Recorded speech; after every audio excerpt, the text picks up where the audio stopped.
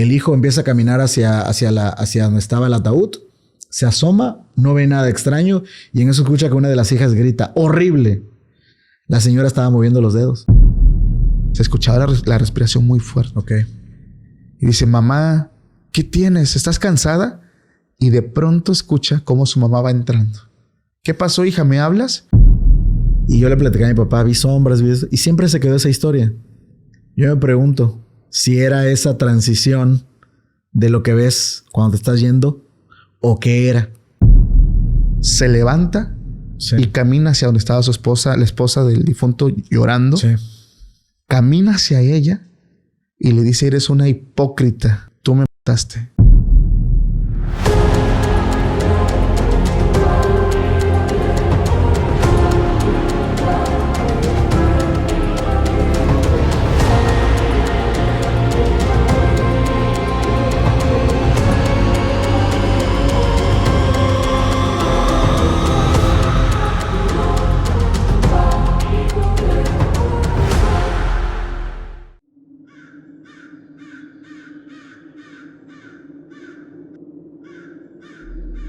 ¿Qué tal, amigos? Sean bienvenidos a un capítulo más de Podcast Extranormal. Mi nombre es Paco Arias y estoy feliz de estar nuevamente en un episodio con todos ustedes. Hoy me acompaña un buen amigo aquí en Tuxtepec, una persona que conocí hace unos meses en unos premios y que me da mucho gusto que hoy esté con nosotros para contar unas historias de un tema que nos han pedido muchísimo. Hoy nos acompaña nuestro buen amigo Carmelo. ¿Cómo estás, hermano? Hermanito, gracias por la invitación. Me encuentro excelente. Fue un gran viaje para poder llegar hasta aquí, pero la verdad me han tratado increíble. Gracias a tu equipo, muy profesional, muy cómodo y emocionado por todo lo que tenemos que hablar ahorita. Gracias, hermano. Estoy seguro que mucha gente debió haber, por lo menos en redes sociales, un clip tuyo hablando de temas paranormales. Pero para la gente que te está conociendo por primera vez, redes sociales, proyectos. Yo soy Carmelo de Cthulhu TV, soy youtuber, tiktoker, hacemos directos. Mi tema principal es el horror cósmico, las películas de terror, pero en general soy un friki del terror, tanto de lo paranormal como del cine también. Okay. Me encanta lo que es el tema del horror cósmico, Lovecraft, Cthulhu, estos monstruos cósmicos, y me pueden encontrar en mi canal principal, Cthulhu TV. Si puedes poner las redes por ahí, porque como es una lengua alienígena, es un poquito difícil de escribir. Ok, perfecto. De hecho, igual le recuerdo a la gente que los enlaces al canal de nuestro querido Carmelo están en la descripción. Excelente. Oye, hermano, hoy tenemos un tema muy especial porque se hablan de muchos eventos paranormales que ocurren en funerales, en funerarias, incluso para las personas que se dedican a embalsamar cuerpos. Hay mucho misterio. Casi no tocamos temas que ocurran en funerales, que son unos días bastante fuertes energéticamente.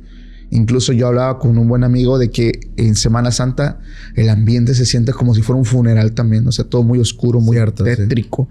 ¿Tú por qué piensas que puedan ocurrir estos eventos paranormales en funerales, en velorios, en todo esto? Yo creo que hay dos cuestiones. La cuestión de las personas que cuando perdemos un ser querido, nuestra energía o nuestra vibra está susceptible a adquirir un montón de fuentes externas que nos pueden afectar para bien o para mal. Y también creo que de alguna manera la muerte de una persona, esa transición cósmica o divina, como le quieras llamar, puede abrir un campo, un portal, algo a que otras cosas pueden aprovechar para entrar a nuestro plano.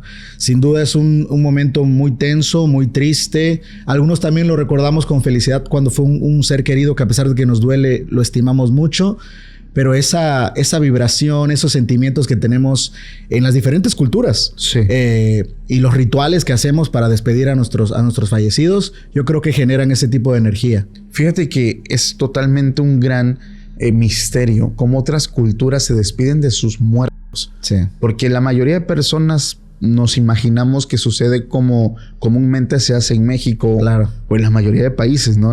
El cristianismo, el catolicismo, cómo se entierran a sus muertos o se creman.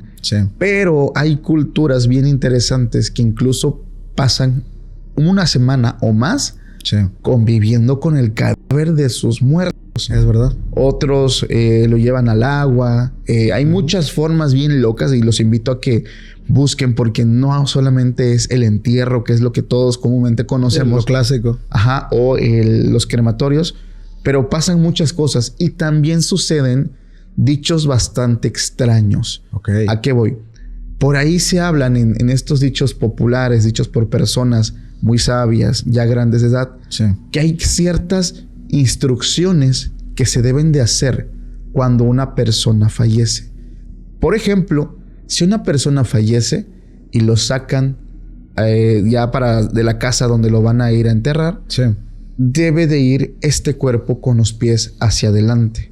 No de cabeza, o sea, no primero la cabeza, primero los pies. Entiendo. Esto es una regla entre algunas personas mayores y la misma es que las personas que saquen el ataúd sí, no sean familiares, tienen que ser conocidos o amigos. Yo no conocía esta regla, pero resulta que hay un porqué. Okay. Porque, bueno, se dice que las personas, familias que sí, saquen a su familiar, sí, serán los próximos en irse. Y yo dije, esto es con mucho respeto, pero una cosa en la que yo no creo. Entiendo, sí. Y cuando empecé a leer comentarios de este dicho, la gente sí creía en ello. claro, y hubo gente que decía, es que eso le pasó a mi papá. Se murió mi abuelita y mi papá lo sacó y mi papá a los meses también falleció. Y dije, Wow. Y dije, bueno, puede ser casualidad, pero había un montón de comentarios de gente que externaba todo esto. Y eso me generó, no te voy a mentir, un poquito de espinita, ¿no? De duda. Y yo dije, ¿será posible? ¿Tú qué crees de esto, amigo? Fíjate que a mí me había pasado, yo había escuchado, pero un poquito diferente. Yo había escuchado que, por ejemplo, en un funeral, los niños son los que son más susceptibles a la energía que hay. Entonces, se recomienda que los niños no estén cerca del fallecido, del cuerpo, no se puedan despedir bien, porque pueden absorber ciertas energías que les pueden afectar. Incluso a veces no como algo paranormal, sino que esa energía negativa les puede provocar algún tipo de depresión, algún tipo de tristeza o incluso algún tipo de enfermedad. Eso sí lo había escuchado. Y por eso en mi familia, igual las abuelas, las tías, sí, cuando había un fallecido no dejaban que los niños se acercaran ni nada. Y en lo personal, no sé cómo te haya pasado a ti, si alguna vez tuviste una pérdida fuerte. Claro. Yo perdí a mi abuelo. Fíjate que yo no tuve el valor de ver a mi abuelo en el ataúd. Ajá. Yo tenía miedo de ver su tumba y verlo embalsamado y que esa imagen se me quedara. Ok. Entonces yo recuerdo que lo quería recordar como lo conocí en vida y no tuve el valor de acercarme a su ataúd. Qué fuerte. Sí. Sí, a mí me pasó algo muy similar con mi abuela. En mi caso, como era de las personas que estuvo ayudando en todo este proceso, a mí sí me tocó ver a mi abuelita. Sí. Ves que hay un momento donde les ponen algodón en las fosas nasales, en los oídos. Sí, es algo muy fuerte porque a veces nos queremos quedar justamente como es tu caso con los mejores momentos. Es verdad. De cuando te abrazaban, de cuando te besaban, de cuando te consolaban, incluso de que eras niño y de pronto ver esa figura que tú veías fuerte, sí, ya sea tu papá, tu abuelo, que era como el roble, ¿no? Sí. Viejo, pero a lo mejor muy fuerte, y verlo en ese estado es un tema bastante... Es impactante. Sí, impacta muchísimo. Y una imagen que se te queda en tu cabeza. Y te voy a comentar algo también.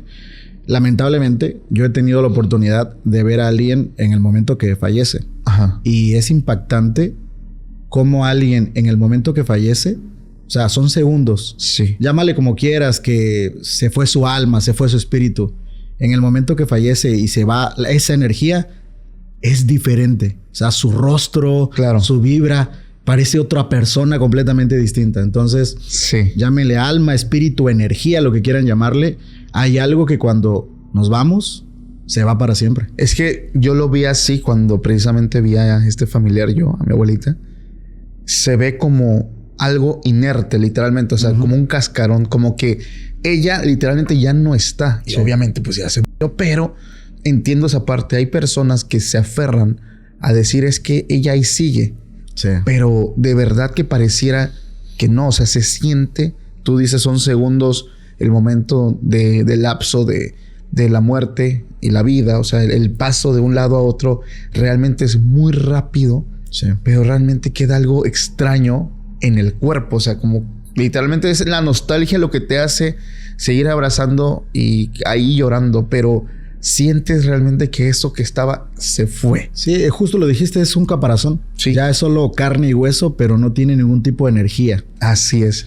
Sí. Yo te quiero contar una historia. Quiero empezar esto con una historia. Y antes, recordarle a toda la gente, va a haber una segunda parte de este episodio. No te lo pierdas en nuestra página de contenido exclusivo. Cosas que no podemos nombrar aquí, donde allá se cuenta todo lo prohibido. Y también invitarte para que te pongas cómodo y le des nuestro respectivo me gusta a este video. Síguenos en todas las redes sociales porque la verdad nos motivas para seguir trabajando más. Yo te quiero contar una historia, hermano, que nos comparte Raúl. Raúl empieza su historia mencionando que iba en su vehículo, pues rumbo a la casa de su mamá. Vale. Después de recibir la noticia de que su mamá había fallecido.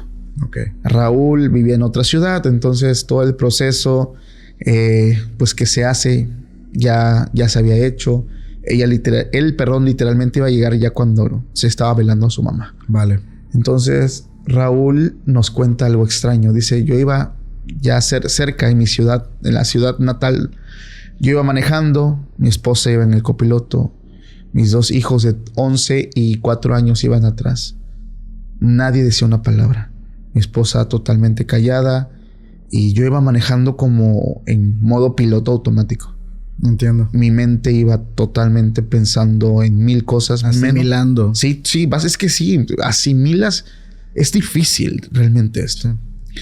Dice, llegamos a la casa de mi mamá. Vemos el montón de gente, la típica carpita que está afuera, las sillas. Empiezo a ver a primos, a tíos, a familiares, amigos. Me bajo, dice, se baja del vehículo y respira profundo, saca y dice, y me llega ese aroma de casa de mi madre, tierra mojada, el olor que tiene la sala, o sea, 1000 recuerdos llegan. La nostalgia. Y se me acercan personas a decirme las mismas palabras vacías que de verdadmente yo además decía gracias. Las mismas palabras de ya no está sufriendo, ya está en un lugar mejor. Hay que alegrarnos porque ya se fue. O sea, lo mismo, dice, sí, la misma tontería de siempre. Dice, yo seguía actuando en ese momento como piloto automático. O sea, saludé todo por protocolo. Sí. Dice, recuerdo que la vi, estaba ahí su ataúd en la sala y le pasó algo muy similar como a ti. Dice, yo no me quería acercar a verla. Estaba abierta, ves que tiene como una ventanita en el rostro, el ataúd. Dice, yo no me quería acercar a verla. Sin embargo, pasé, saludé a mis demás tías, todo. Y no sé qué pasó en mí, dice, y como que no me quería acercar. Dice, pasaron los minutos.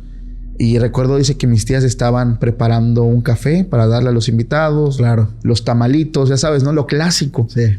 Y yo me puse a ayudar.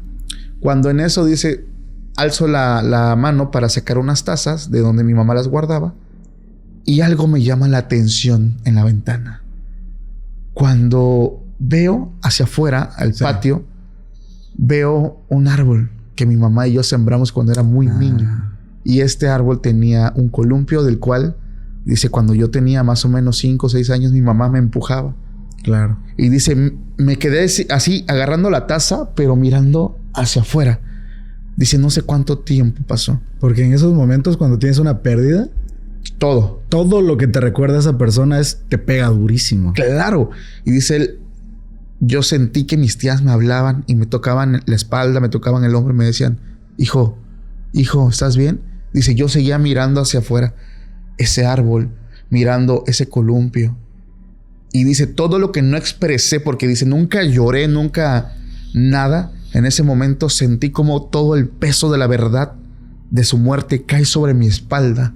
Dice, tiro la taza al piso y me caigo de rodillas y a llorar mares. O sea, todo lo que él estaba conteniendo se fue, explotó. Sí. Pero pasó algo muy raro. Dice él que cuando él cae de rodillas, ya para eso ya era de noche, toda la luz de la casa se fue. Habían unas lámparas que estaban en la sala y en la cocina y estas se apagaron y cuando se prendían estaba como cuando se baja la electricidad. Queda encendidas pero con muy bajitas. Muy bajitas. Sí. Y en ese lapso empezó a escuchar que primas y tías empezaban a gritar. Dice, yo estaba gritando, estaba llorando. Y cuando volteé a ver el ataúd de mi madre, vi cómo ella como si la caja se levanta del ataúd. Vi Ok. cómo ella se sienta. Vi cómo ella se baja del ataúd y camina hacia mí. Vale. Pero en la oscuridad, o sea, había muy poca luz. Sí. Dice, yo siento cuando se acerca hacia mí, siento una calidez en la espalda. Y yo grité en ese momento, ¿por qué te fuiste? Y escuché su voz clarita que dijo, yo para ti voy a ser eterna. En ese momento, dice él, como que nuevamente regresa, las luces se encienden, todo normal. No había pasado nada, el ataúd seguía cerrado, pero había gente que vio a esta persona que estaba en ataúd caminando. O sea, dicen, es que yo vi cómo se abrió, lo mismo que había visto él. Nadie se explicó eso, nadie sabía qué había pasado. Sin embargo, sabían que algo extraño había ocurrido en el momento en el que él se rompió y le gritó, ¿por qué te fuiste? Algo se activó. Pasó, se hizo el entierro y dice Raúl, yo no me fui a mi casa. Pedí permiso en el trabajo para quedarme una semana más en esa casa. Sí. Porque él sentía que si se iba, se rompía todo el vínculo con su mamá. Entonces, claro, él quería seguir pues sintiendo y recordando tantas cosas. Dice que él empezó a experimentar cosas raras. Dice, un día antes de irnos ya para nuestra ciudad, sí, mi hijo de 4 años estaba jugando con su hermano en el columpio del árbol donde sí, yo pues tuve todos esos recuerdos. de los recuerdos, sí. Dice, de pronto mi hijo el mayor se va y se queda mi hijo de 4 años. Me llamó la atención algo. Él se estaba meciendo y veía el rostro de mi hijo. Estaba sujetado de las cuerdas, pero mi hijo, dice, estaba volteando hacia atrás con una sonrisa, con una felicidad, y él se seguía meciendo.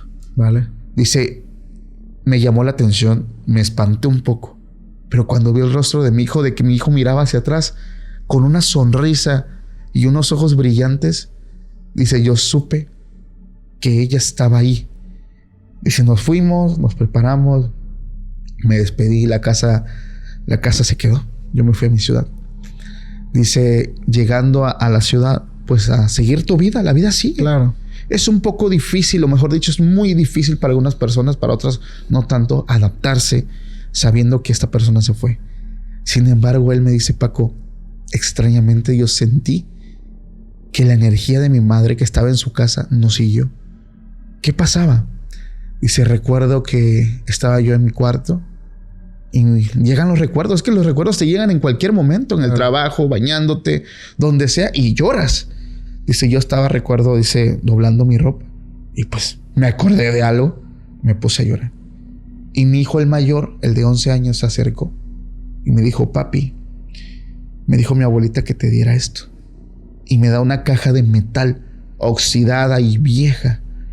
Y él se asombró. Claro. Dice, cuando yo tenía 8 años, mi mamá y yo, dice, enterramos esa caja en el patio.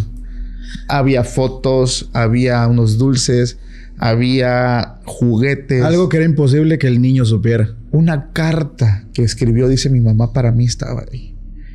Dice, cuando le dije, pero... Dice, a mí hasta se me olvidó, dice, ¿dónde se enterró eso? Dice, ¿quién dices que te lo dio?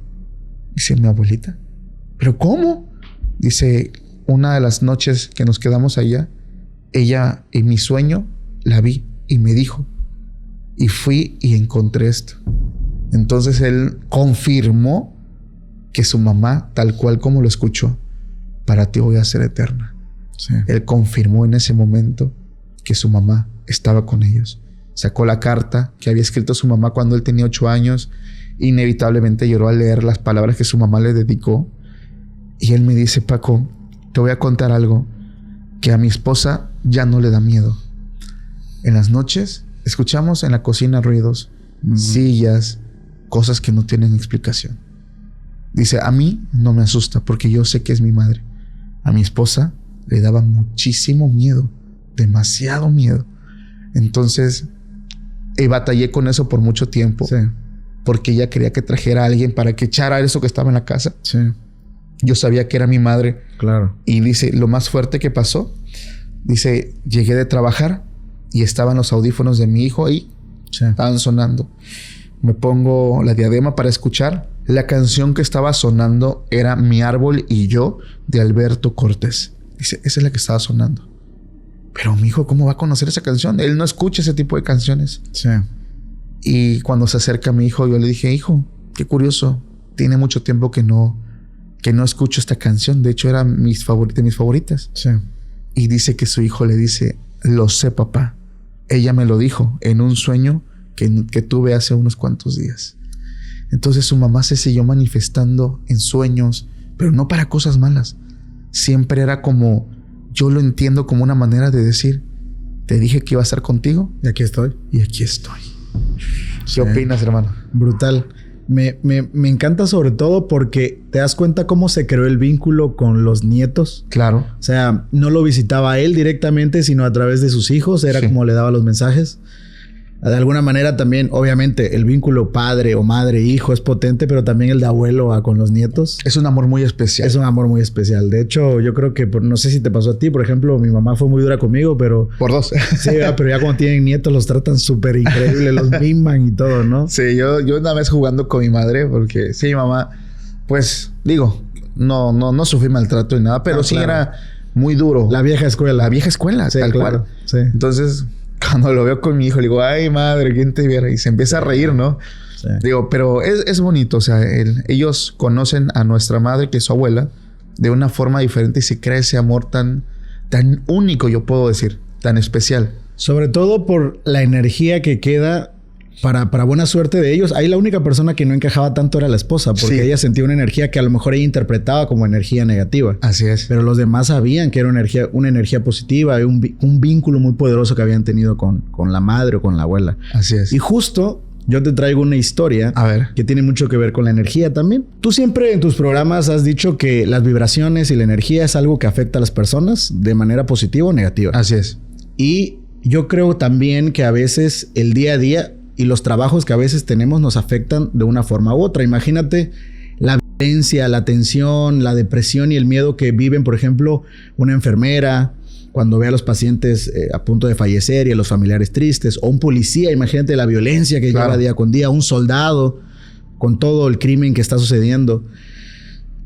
Pero ¿qué pasa cuando morimos? Cuando morimos, ¿esa energía se queda ahí? La ciencia dice que la energía no se crea ni se destruye, solamente se transforma. Y esta historia que te voy a contar habla un poco sobre eso. Ok. Esta historia ocurre en Veracruz, en un lugar que seguramente conoces de Veracruz, que tiene muchísima brujería, muchísima magia negra, muchísimos hechiceros, muchos charlatanes, pero algo de verdad hay ahí. Estoy hablando de Catemaco. Sí. Esto sucede en 1999. Hay una escena del crimen, la policía encuentra una especie de conflicto, balacera, y 5 o 6 personas estaban peleando con una. Todos muertos. Wow. ¿Ok? Esta persona, este cuerpo que encuentran es un hombre imponente. 1.90 de altura. Grande. Masa muscular. Rapado. Todo tatuado del cuerpo. Y lo peculiar de sus tatuajes eran que eran tatuajes relacionados como a la magia negra, como a la brujería. Y lo más llamativo era que tenía tatuado como ángeles, pero al mismo tiempo esos ángeles estaban siempre rodeados de serpientes. Incluso en sus 2 brazos, en sus antebrazos, tenía como una serpiente enrollada en los antebrazos.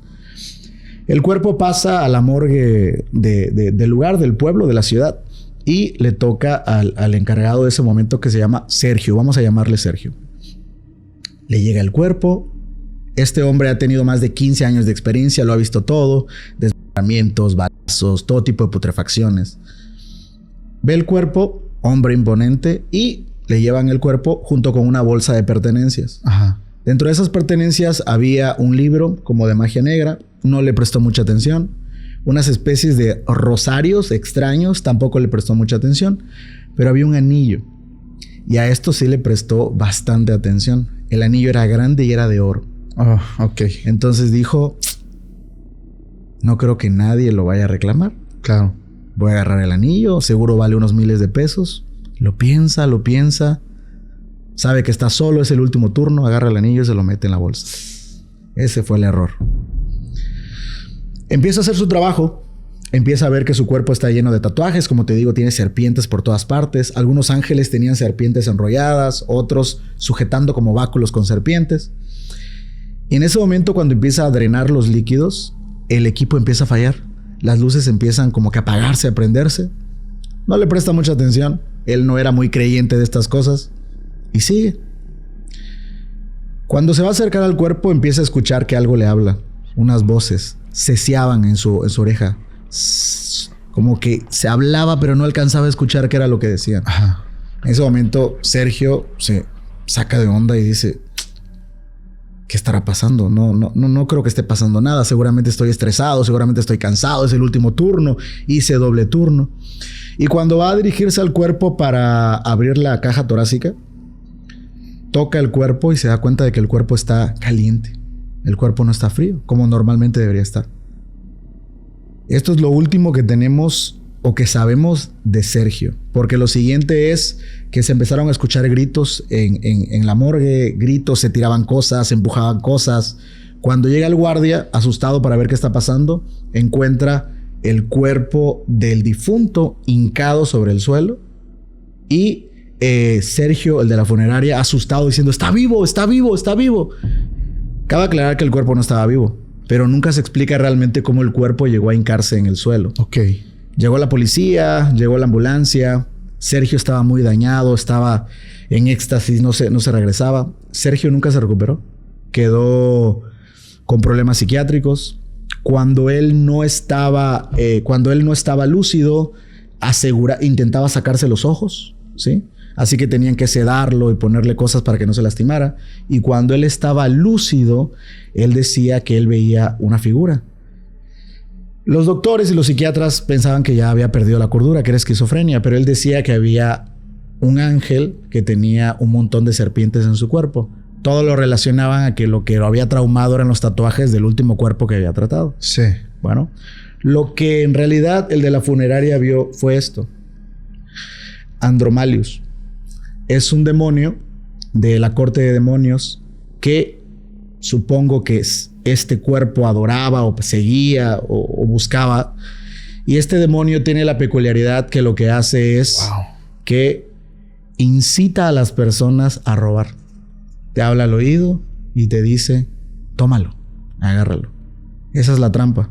Porque cuando tú lo haces, una parte de tu alma forma parte de él ahora. Y curiosamente te incita, pero al mismo tiempo te castiga. Y lo que sea lo que haya estado metido ese sujeto, ahora que el de la morgue le robó el anillo, lo influenció a él. ¡Wow! Fíjate que hay un dicho que una vez cuando conté ese tipo de historias dije y me resonó muchísimo. Sí. Nunca le robes a un muerto. Porque esto del anillo se repite aquí en México infinidad de veces. Sí. No me enorgullece decirlo, pero es la verdad. Dinero, o sea, entregan las carteras sin dinero, con identificaciones, pero sin nada de dinero. Sí. Si tenía alhajas, collares, sí, esclavas, nada. Todo lo de valor, ahora sí que casualmente se perdió cuando fue todo el evento, ¿no? Sí, la morgue, la funeraria, a veces los mismos policías se roban las cosas. Exactamente. Es más, todavía hay algunas personas que tienen esta tradición de enterrar a sus muertos con alhajas. Así es. Y muchas veces los que entierran se roban los asaltatumbas que le llaman ahora, ¿no? Así es. Sí. Yo te quiero contar una historia, hermano, que de verdad me saca de onda. Porque, bueno, esto te doy el contexto. Sí. Nos lo comparte Brenda. Vale. Brenda nos dice que ella vivía en una parte del estado de Morelos. Ella dice que, híjole, esto ocurre cuando muere su bisabuela. Su bisabuela, y lo voy a leer textualmente como ella me lo dice, era una mujer mala. Okay. De hecho, dice: mi familia se alejó de ella. Mi abuela y mi madre se alejaron completamente de mi bisabuela. Cada vez que yo les preguntaba a mis padres por qué, o sea, si tenía bisabuela y ya estaba muy grande, ¿por qué no le iban a ver, no? O cosas así. Siempre le decían: pues es que vive muy lejos. O sea, siempre le ponían pretextos. Entiendo, sí. Y ella siempre le respondía: pero es que no se ponen a pensar que es una viejita. Está sola, si se cae. Claro. Pasan mil cosas, ¿no? Sí. Ella consciente. Y una vez hablando con su abuela, le dijo: oye, ¿por qué tú no estás con mi bisabuela? ¿Por qué no vas? Porque ella recordaba haberla visto en su niñez unas cuantas veces. Sí. Y dice que la abuela se quedaba callada. Y un día que se enferma, dice que ella le empezó a decir a su abuela de su mamá, ¿vieron? ¿Por qué no están pendientes de ella? O sea, reclamando. Sí. Y ella les contesta, la abuela y la mamá empiezan a hablar con ella. Y esta chica nos dice, yo no sabía que mi bisabuela era una mujer tan mala.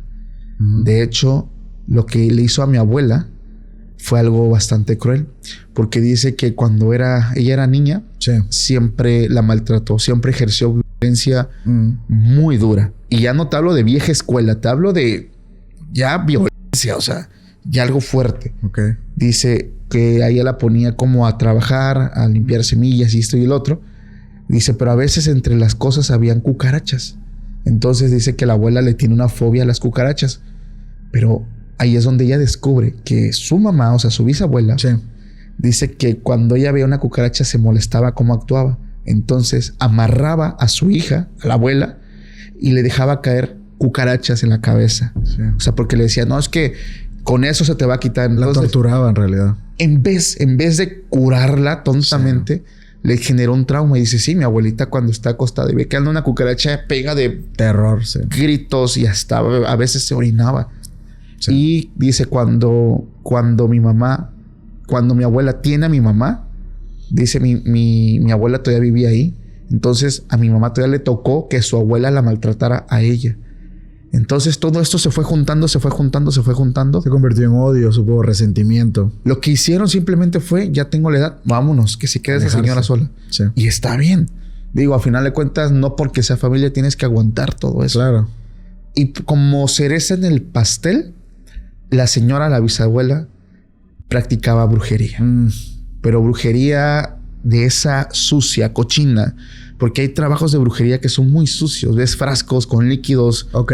extraños. O sea, de eso dice la que, nos cuenta la seguidora, que su bisabuela le contó, pues su mamá y su abuela, que todo el tiempo en la cocina, en vez de haber frascos con comida, mayonesa Sí. o cosas así, Había trabajo. había trabajos, dice. Abrías el congelador y estaban llenos de frascos con fotos, con líquidos. Ahí gente que metía a congelar, que ese es un trabajo, tenía amarres, una porquería. Dice, incluso, dice, yo recordé que cuando era niña y me llegó a tocar visitarla, por alguna razón, no sé por qué me llevaron, su casa apestaba.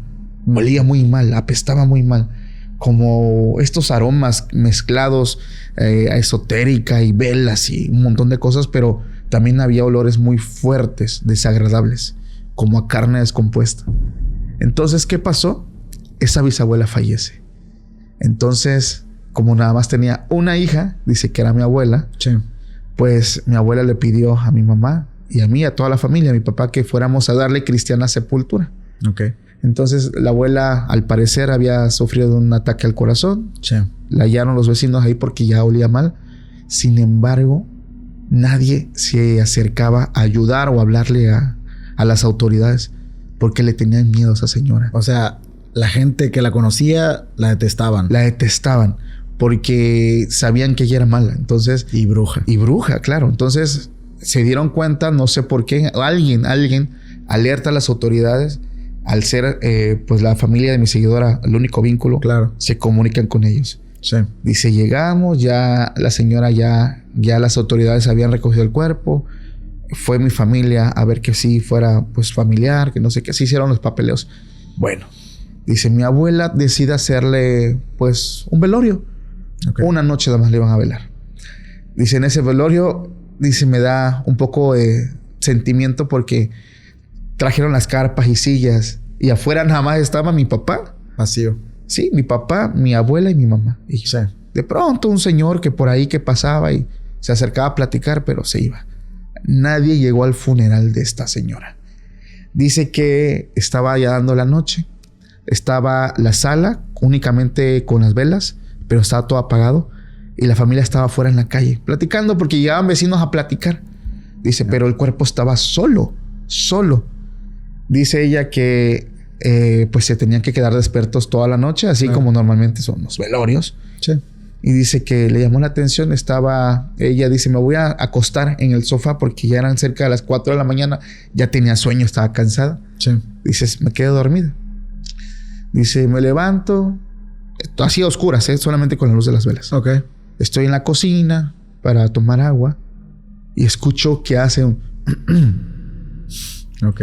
Y volteo a uno de los sofás y veo de espaldas a lo que pensé que era mi mamá. Porque así, el cabello igual. Dije, ma, ya te metiste. ¿Por qué? Dejaste solo a mi papá y a mi abuela. No contestaba. Ella siguió en lo suyo, sirviéndose agua. Pero vio la silueta. Sí, estaba a la espalda. Ahí estaba una persona sentada. Okay. Y dice, ma, te estoy hablando. ¿Qué tienes? Solo escuchaba eso, la respiración. Que la persona que estaba ahí respiraba. Se escuchaba la respiración muy fuerte. Ok. Y dice, mamá, ¿qué tienes? ¿Estás cansada? Y de pronto escucha cómo su mamá va entrando. ¿Qué pasó, hija? ¿Me hablas? Dice ella, en cuanto volteo a ver a la entrada. Sí, ya me imagino. Y veo que viene mi mamá. Volteo rápidamente al sofá. Ya no había nadie. Dice, ahí me puse yo mal. Dice, el corazón acelerado. Me faltaba el aire. Y llegó, dice mi abuela, mi mamá. Todos estaban afuera. Sí. ¿Qué te pasa? ¿Qué tienes? Y ella así llorando, pero de esas veces que no puedes ni siquiera expresarte. No puedes ni hablar. No puedes ni hablar porque tienes el llanto atorado. Sí. Y dice, me sacaron, estuve afuera, me estuvieron soplando. Casi hablaban una ambulancia. ¿Pero qué está pasando?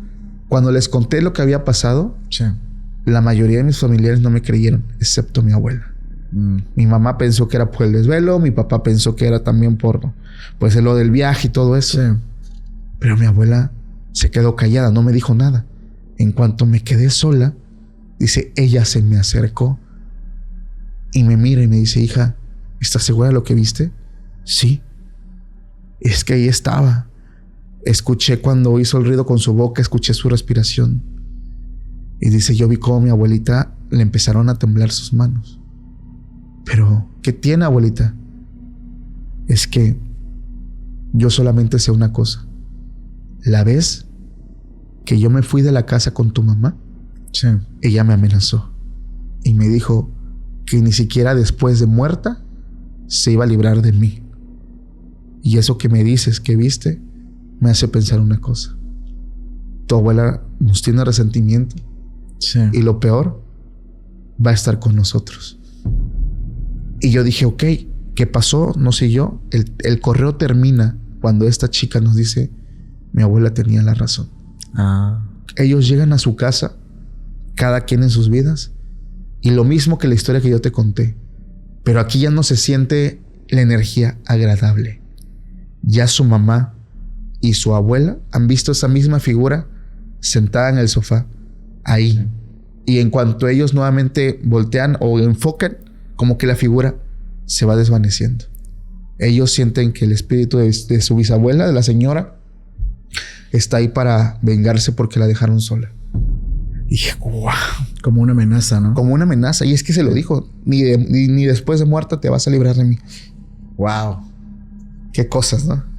Qué cosas. El resentimiento, el perdón. Qué difícil, ¿verdad? Hay personas que... eso yo lo hablaba con gente que se dedica al tema del espiritismo y todo eso. Que hay situaciones a veces que anclan estas almas a este plano. Sí. Preocupaciones, problemas que no se pueden resolver. Deudas. Sí. Pero que imagínate que un sentimiento tan negativo como el odio, el resentimiento, todo lo malo, también te puede anclar a este mundo. Ahorita que dijiste lo de el velorio y de que nadie fue, ¿tú has pensado, Paco, cómo te gustaría que fuera tu velorio cuando algún día ya de viejo, híjole, te toque fallecer? ¿Lo has pensado? Nunca lo he pensado, hermano. ¿En serio? La única vez que lo pensé, ya sabes, no lo clásico, a lo mejor. Sí. Si tengo suerte y vaya y fue una muerte santa, sí, pues igual y me pueden velar y no sé, la gente que es cercana a mí esté en ese momento, mis hijos. Música. Fíjate que no suelo ser tan estrafalario, por ejemplo, como hay gente, con mucho respeto, sí, pero que pone su música. Música, banda o mariachi. Llevan rancheros, exactamente. Ajá. Sí. No, fíjate que yo, algo que les comparto de cuando mi abuela falleció. Sí. Yo soy músico, lo he dicho, yo toco la guitarra. No sabía. Entonces, mi abuelita, cuando yo era niño, cantaba mucho una canción que yo no la pude cantar el día de su funeral porque me pasó como a la chica. No. La de eres la tristeza de mis ojos. Claro. O sea, esa la cantaba siempre mi abuelita. Entonces, cuando ella fallece, mi hermano y yo se le íbamos cantando. Pero yo sí iba... Yo nada más llevaba la guitarra y... Estaba roto. Con los mocos ahí de fuera y todo. Claro, ¿no? lo entiendo. Sí. Te lo pregunto porque esto tiene mucho que ver con la siguiente historia que te voy a contar. Ok. Lo platicábamos al principio del programa. No importa en qué parte del mundo vayas, cada quien tiene una forma muy distinta de celebrar el ritual de despedida a alguien, ¿no? Muchas veces por cuestiones de amor, muchas veces por cuestiones de miedo. Claro. Que es algo normal. Y normalmente en México tenemos esta idea más occidental porque estamos acostumbrados a verlo en películas gringas. Ajá. O lo que hacen los sudamericanos normalmente es lo mismo. Enterramos a la persona, se le hace una misa o en su religión. Normalmente es lo mismo. Pero en el mundo hay muchas formas muy distintas de celebrar este ritual. Yo te quiero platicar ahorita un poquito acerca de los esquimales. Ok. Cuando escuchamos la palabra esquimal, ¿qué es lo primero que piensas? No sé. Iglús, frío, nieve. Pingüino, nieves. Sí. Exactamente son los esquimales. Los esquimales son indígenas, pero que viven en el hielo. Sí. Y la palabra esquimal es como decir indígena. Hay mayas, hay aztecas. Okay. Entonces hay muchos tipos de esquimales. Pero te voy a hablar de los inuit. ¿Okay?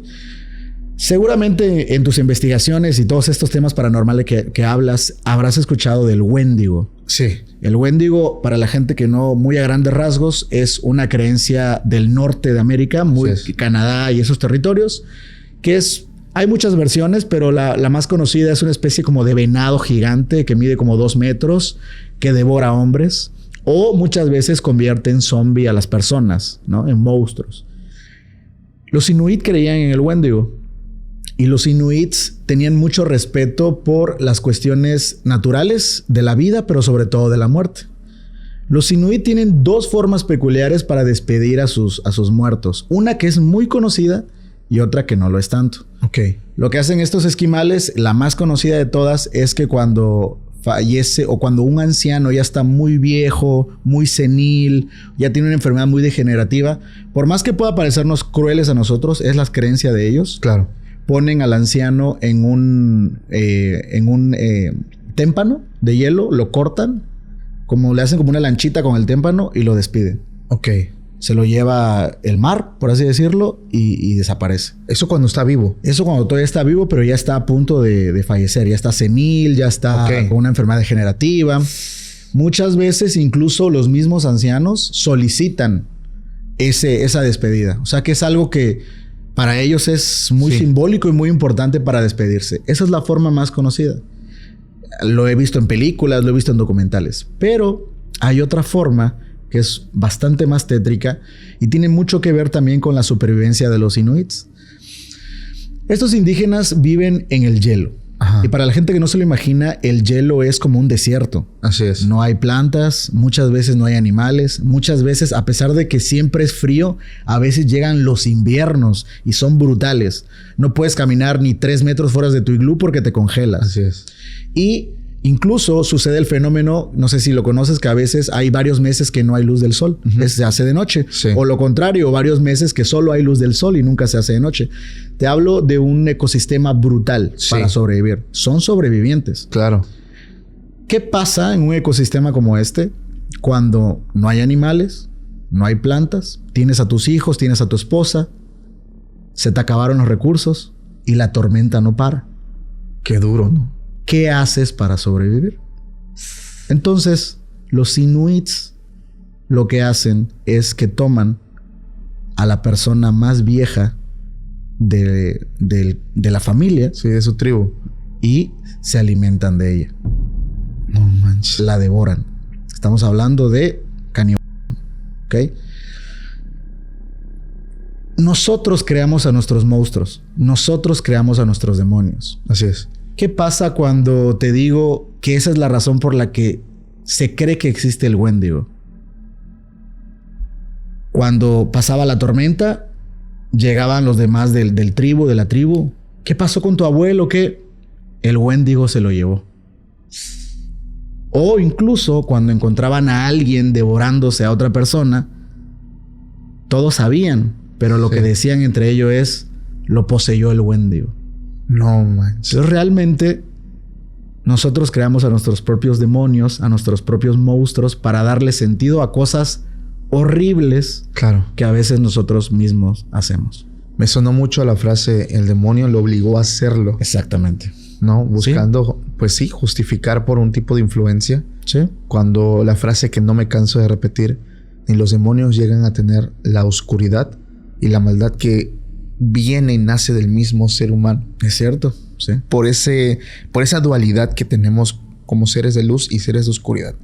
Qué cosa tan más dura, hermano, que practiquen eso, ¿no? Sí, es muy duro y es como un tabú. O sea, se sabe, pero solo hasta que convives con ellos es que te enteras de estas cosas. Qué duro.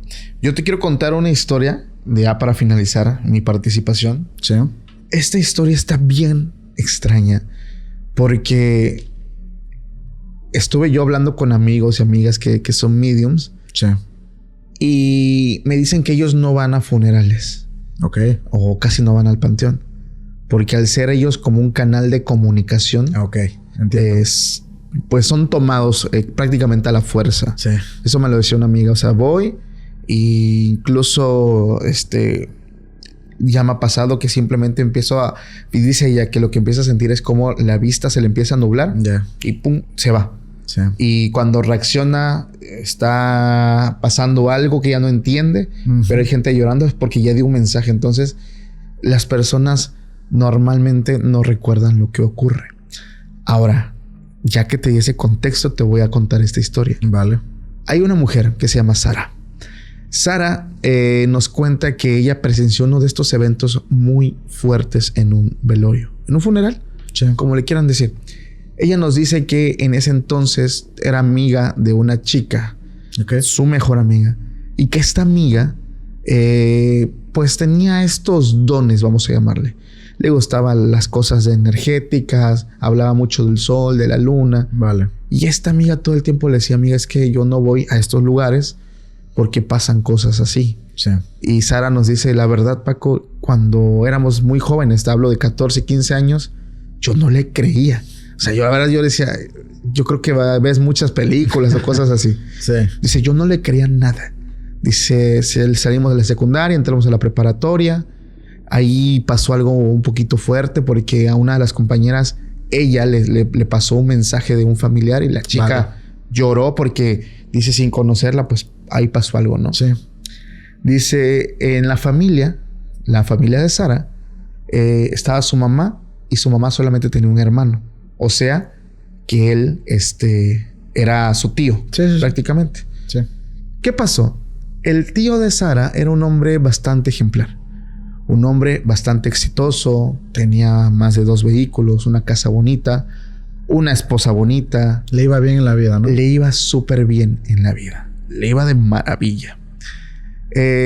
Tenía un empleado, como contexto, que era como su mano derecha. Vale. Este empleado dice, lo ayudaba en muchas cosas, llegaba a la casa, normal. ¿Qué pasó, hermano? Este tío, de pronto, misteriosamente fue encontrado muerto en su casa. Ok. Las cosas que la autoridad mencionaba y los testimonios, todo apuntaba a que esta persona Sí. se había autodesvivido. Ok. Vamos a llamarla así.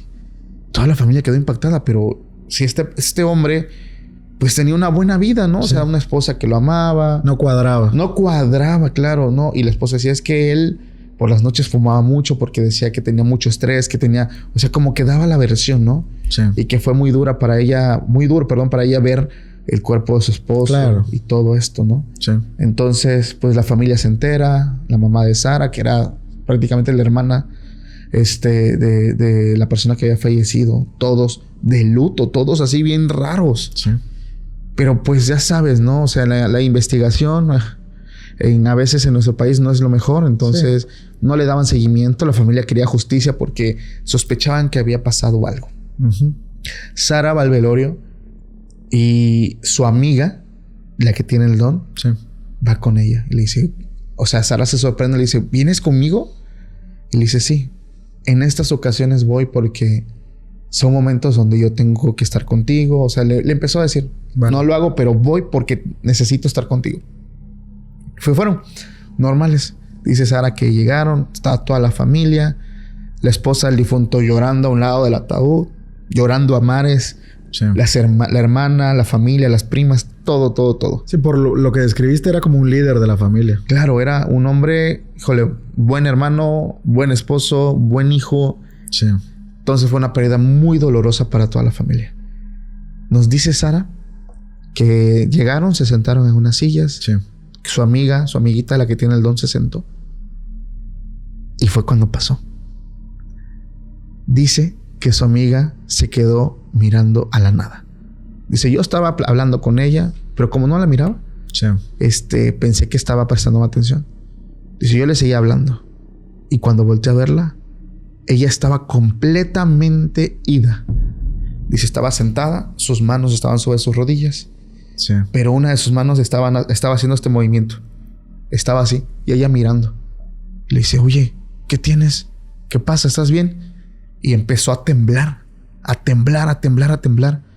Seguido de eso, dice que empezó a llorar. Pero hacía mares. Ok. Y ella dice, pero ella no conoció a mi tío. Claro. O sea, si acaso yo creo que lo vio 1 o 2 veces. Sí.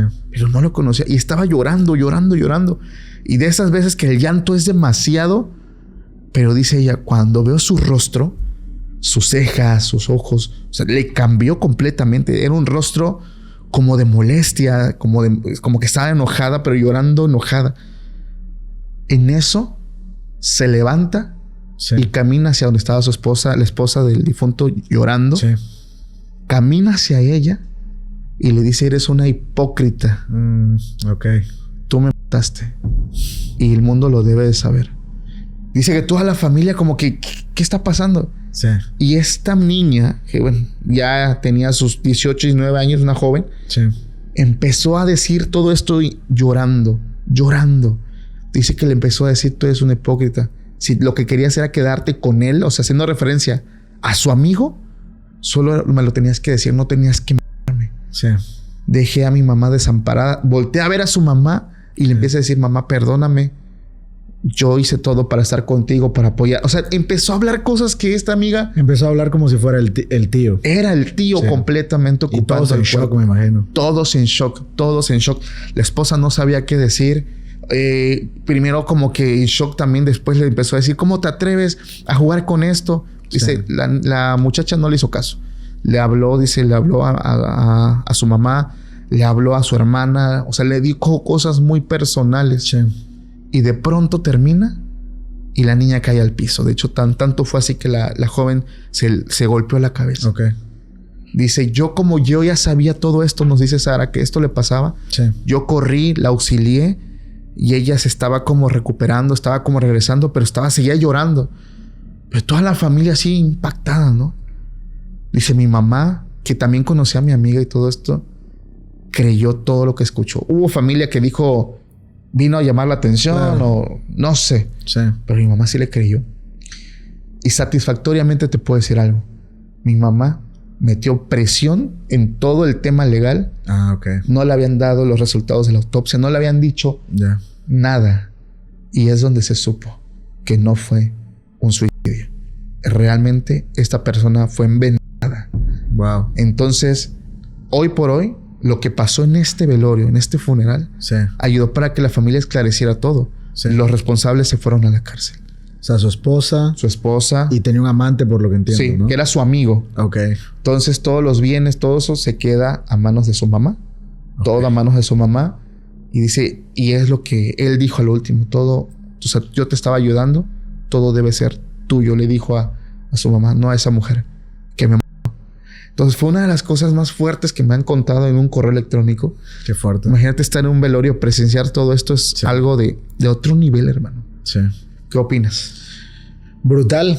Brutal la traición, sobre todo, de Sí. que alguien tan cercano conspire para Así es. acabar. Y sobre todo que era como una persona que era muy importante, era un líder de familia, por lo que lo describes. Muy triste, la verdad. Son cosas que pasan, hermano. Sí, son cosas que pasan. Y ya para ir cerrando igual mi parte, te quiero contar una historia que algunos encontrarán peculiar, Ok. tal vez no tan aterradora, algunos incluso que tengan humor retorcido, graciosa, pero que a mí me llamó mucho la atención. Ok. Seguramente sabrás que a través de la historia muchas veces por error se enterraban a las personas vivas. Sí. Era algo muy clásico que tú abrieras una tumba y hayas encontrado rasguños. O las uñas pegadas, Las uñas pegadas o el cuerpo volteado. Y eso se debía principalmente que antes no teníamos la tecnología que tenemos ahora. Entonces, cuando tomabas signos vitales y habías un estado crónico en el que, por ejemplo, estabas catatónico o en coma, antes no sabían exactamente qué era y era difícil tomar los signos vitales solo escuchando y solo tocando. Claro. Pensaban que estaba muerto varios días así y te enterraban. Y luego despertabas 2-3 semanas después y en realidad te morías asfixiado, ¿no? Claro. Esta historia tiene mucho que ver con esto. Incluso, antiguamente, no sé si esto también lo habrás escuchado, todavía en los 80 se usaba que ponían un hilito. La campana. Con una campana, exactamente. Así si tú despertabas, sonabas el hilito, ¡hey, aquí estoy! Sí. Y ya te desenterraban, ¿no? Bueno. Esta historia ocurre no en los 80, no en los 50, sino en el año 2023. O sea, hace 2 años. Hace 2 años. Hace 2 años. Esto ocurre en Ecuador y hay una mujer de una edad muy avanzada, se llamaba Bela Montoya. Ajá. Ella tenía 75, 76 años. Un día estaba limpiando su casa, se desvanece. Rápido llega a la emergencia, a la ambulancia, se la llevan al hospital. Tratan de regresarla, pero aparentemente no se puede salvar. Fallece, derrame cerebral. Le hacen todos los análisis habido y por haber. Los médicos no la pudieron salvar. Hacen el certificado de defunción. 11:30 p.m. de la noche, fallecida. Tú sabes que dependiendo de las reglas de cada país y de las leyes, igual de la situación en la que falleció, a veces no se hace autopsia. Así es. Cuando es muy claro lo que sucedió, directamente se va al velorio. Entonces los hijos rápidamente movilizaron. Fueron a la funeraria, hicieron todo el procedimiento, le hicieron un embalsamamiento muy rápido, muy express. Y ya a las 4 o 5 horas ya estaban haciendo el funeral. Estaban a la mitad del funeral, todo tranquilo, cuando de pronto escuchan un golpe. Primero, uno de los hijos lo escuchó, se sacó de onda, pero lo dejó pasar. Y luego otro golpe. Se asustó. El hijo empieza a caminar hacia donde estaba el ataúd. Se asoma, no ve nada extraño y en eso escucha que una de las hijas grita, ¡horrible! La señora estaba moviendo los dedos. ¿Sí? Se asusta, la gente entra en pánico, unos huyen porque creen que es algo paranormal. Ajá. Para colmo de males, la señora se levanta del ataúd. ¡Wow! Se cae el ataúd, la señora estaba viva, no había muerto. Esto fue sonadísimo en Ecuador. Llegaron los medios de comunicación, llegó la policía, iban a demandar al doctor. El doctor estaba asustadísimo. Dije, es que le hicimos todos los análisis habidos y por haber y ya había fallecido. Para no hacértela tan larga, la verdad es que la señora todavía estaba en un estado en el que estaba muy delicada. Así es. Se la llevaron al hospital nuevamente. Fue muy sonado en los medios de comunicación. Lo pueden encontrar ahí en Google este caso. Y las enfermeras cuentan que le preguntaban cuando la señora podía hablar. Decía, yo los vi. Y le preguntaba a las enfermeras, ¿pero qué vio? Es que me dijeron que me faltaba un poquito más. No manches. Pasó el tiempo, una semana después, la señora fallece. Ahora sí son muy cuidadosos con el certificado. Le hacen un segundo certificado, un segundo embalsamamiento y un segundo funeral. Y ahora sí, la señora fallece totalmente. Ese tiempecito que le hacía falta finalmente ocurrió. ¿Sabes qué me llama tanto la atención y qué me sembró una duda cabrona? Sí. ¿Qué pasó en esa semana? Porque debió haber un motivo, digo, independientemente del tiempo, que tenía que pasar o algo se tenía que cumplir. Sí. Para entonces, ahora sí. Porque hay gente y mi abuelita es una de esas personas. Sí. Mi abuelita se ahogó de niña. Wow. Y ella, digo, a ver, esto es de ella y lo voy a compartir y espero mucho respeto porque es su experiencia. Dice que ella estaba de niña, se estaba ahogando, la sacan y estaba mal, o sea, no estaba consciente. Mi bisabuela va buscando ayuda. En ese entonces, pues no había un centro de salud cercano. Le hablan a un señor que se dedica, pues era curandero. Ok. Y empezó a echarle mucho alcohol, litros de alcohol encima y le pasaba, le tallaba el cuerpo. Mi abuela dice que después de un rato regresó. Ok. Y el curandero así como, ya lo logré, o sea, no, feliz. Sí. Y pero mi abuela me cuenta lo que pasó en ese lapso. Ok. Dice que ella vio una escalera. Iba subiendo las escaleras. Y que demoró muchísimo en subir. Mucho. O sea, estaba subiendo las escaleras. Sí. Ok. Dice que al llegar ve todo blanco y ve como unas puertas grandes, Sí. viejas, que se ven antiguas. Tenían, en los bordes tenían como muy delicadamente, como sellos, como estaban tallados. Escrituras que ella no entendió. No era español, no era nada español. Y dice que vio a un señor que estaba sentado en una nube. O sea, estaba como así, Vale. sentado. Y que este señor se le quedó mirando a lo lejos, pero que no le dio miedo. Entonces dice mi abuela que ella empezó a empujar la puerta. Pues no, esta no sabría. No sabría. Y que como por película, como que se teletransporta a aquella persona. Como que rápido se mueve a una velocidad impresionante. Ahí al lado de ella. Al lado de ella. Le dice, ¿qué estás haciendo? No, pues quiero entrar. Ya caminé, ya subí, bla, bla, bla. ¿Ella estaba consciente Sí. de que había fallecido? Sí. Ok. Estaba consciente. Pero dice, pero yo ya no quería regresar. Y es lo que todos dicen. Llego aquí y ya no. O sea, experimentas algo humanamente imposible de describir. Sí. Porque yo he estado en ese estado también. Ok. Y dice, ya quiero entrar. Sí.